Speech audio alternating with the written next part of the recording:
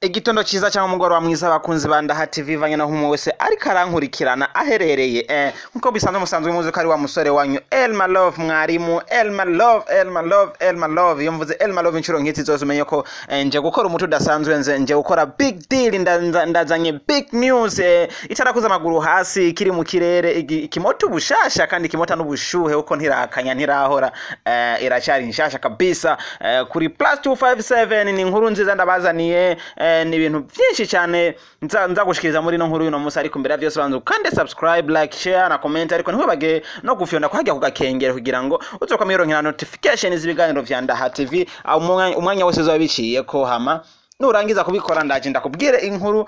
ndagufitiye mu idonido ariko nsigara huye ko yerekeye Big Farious mugani Desire Hatus ndugwe ati no munsi yakoze iki hari ari mu gihugu cya Tanzania yakoze iki nkurikirana ndaje ama dukora umuti guys no munsi no kubica bicike kwamaze gukora subscribe kandi abashimire kabisa n'abatari bwayikore mu gace muyikora muri no mwanya muri abantu biteka kandi ndabashimiye cyane kuko mutuma nanje nshiramwe intege mu byo niko ndakora mutuma nanje nkorana umurava umudasanzwe so nido katwinjire mu gikonye zina cyatumye no munsi mfata microphone kugira ngo nje nyuma ya kamera ndakubwire ikintu uko gihagaze nido kuri Big Farious so ndibaza ko mwese murasanzwe mubizi ko Big FIZZO amaze imisi ari mu gihugu cya Tanzania aho yagiye ajanye n'umutamukanyi we Kimana Sten asanzwe ari na manager wa Bantu Boy muri rusange icyabajanye rero murakizi mwese yuko yagiye muri project ya Life to Regret ari film bariko barakina iri mu bihangange byinshi mu muziki wa Africa aho twavuga nka Awilo Longomba tukavuga na Akon tukavuga na Simple kuva mu bihugu vya Burayi hariya muri Amerika. Rero uno munsi inkuru mfise yitari mu ivumbi inkuru itarakoza amaguru hasi kimoto ubushuhe nuko Big Farious vuba cyane agiye gukora ikintu Bantu Boy so ava yuko nshika hiyo reka maze ndabamenyeshe neza yuko Big FIZZO mu misi heze yarabonetse ariko kora umuti na Juma Jux from Dar es Salaam unaniweza ndibaza mwese muramuzi yakoze byinshi afise hit nyinshi ndetse ni n'igikundiro ci babies nko Big Farious nyore yavuze yuko afise abafanzi benshi mu Burundi kandi benshi arabigeme ni igikundiro cy'abakobwa rero vuba mugiye kuronka collaboration iri hagati ya Juma Jux na Big Farious mugiye haraheze imisi myinshi cyane bihomba igihe yaza mu Burundi muri ko bavuze ko afise collab ariko imyaka iba myinshi iragenda atakintu kirahavugwa guys me ubu unya biboneka ko vyafashe inzira nziza vyatorewe umuti igikowa cyakozwe turindire yuko vuba bazogikora Big Farious yanashikirije byinshi mu kiganiro yakoranye na SNS simulizi na sauti yakoranye n'umwe mu bamenyesha makuru ba Tanzania bagenda babikora neza ndetse ari channel ya YouTube yabo ifise ama followers benshi boneka yuko ikurikirana n'abantu benshi cyane aho Big Farious yahavuye amajambo menshi arababwira ati kubera iki mutavuze umuziki ndundi nko twe tuvuze iwanyu kandi turirimba igiswahili nko namwe mukiririmba ibintu byinshi cyane arabasigurira yuko Big Farious ari umwe mu baririmbyi ba mbere bakunzwe mu gihugu cy'u Burundi kandi atari we wenyene hariho nabandi benshi babikora rero kuri ivyo bakwiye gufata umwanya nabo bakatushira muri playlist zabo bakatuvuza cyane ko bavuza aba Nigeria bavuza aba Kenya nabandi batandukanye Big Farious ntihereje ngaho rero inkuru yatumye cyafatiye microphone ni inkuru numvise irantangaza cyane aho yashikirije neza yuko vuba agiye kumusayininga umuririmbyi w'umurundi ariko asanzwe akora hariya nyene muri Tanzania yitwa Q Boy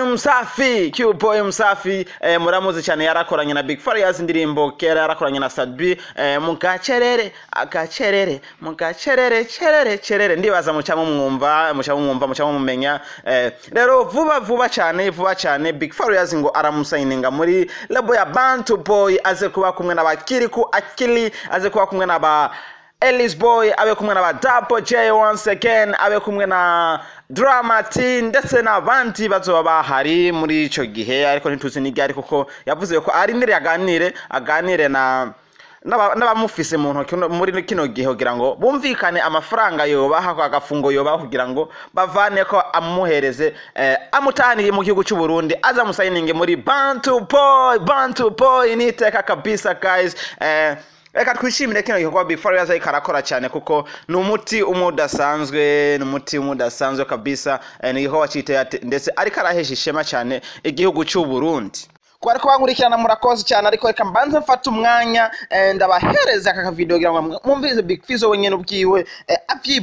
avyivugira abishikiriza abakunzi biwe abakunzi b'umuziki ndundi ndetse n'abakunzi b'umuziki wa Africa na East Africa yose muri rusangi nakanya kanyu kugira ngo mwumvirize fresh kubumva igiswahili mwumve ivyo Big Fizzo yavuze kuri Q Boy MSAFI ndetse akanavuga yuko afise n'izindi collabo n'abandi bari byo muri Tanzania bakomeye cyane kabisa anasema wakongwe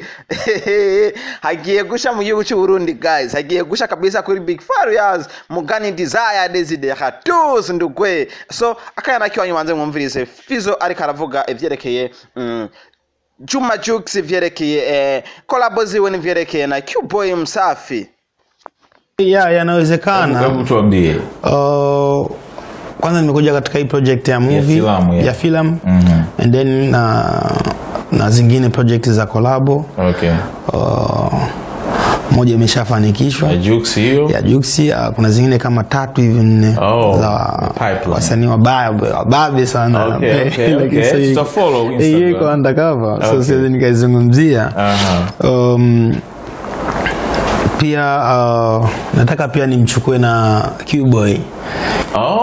Ni msaini yani mbele nakwambia ndio ile connect sasa. Okay, labda nikimchukua huyu hapa wa TZ nikimpeleka kule labda mtatu connect mtafanya ile connection. Yes, atakuwa bridge. Atakuwa ni bridge. Sababu unaona ndio hivyo tu bado mnatubania sana. So kwa hiyo nikasema labda nikimchukua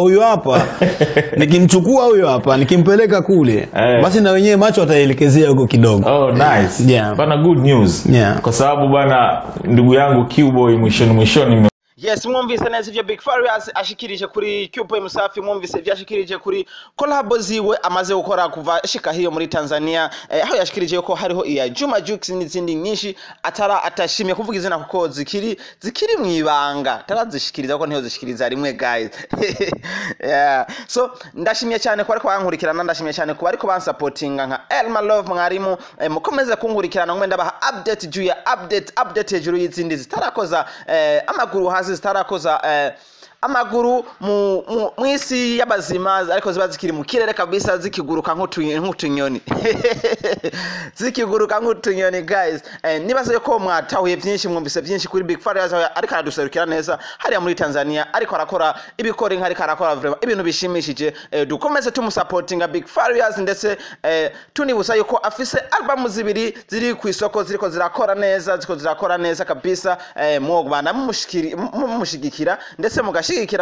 Ndaha TV muri usangiye komeze bazanira ibintu bimeze neza mukagira subscribe nkuko ngubanda bibasaba kuko nico kintu cya mbere gituma nanje ngira umurava wo gukora nkuko mubinsaba nkuko muvyifuza yuko muvuga ati umwana n'umukozi umwana arakora cyane umwana aritanga. Yes nimwe mutuma nitanga nimwe mutuma nkora byose kabisa nkuko mubizi. So ndishimye cyane umwanya wose nafatanye ndi kumwe namwe ndiko ndabashikiriza inkuru ya Big Fizzo inkuru ya Big Fizzo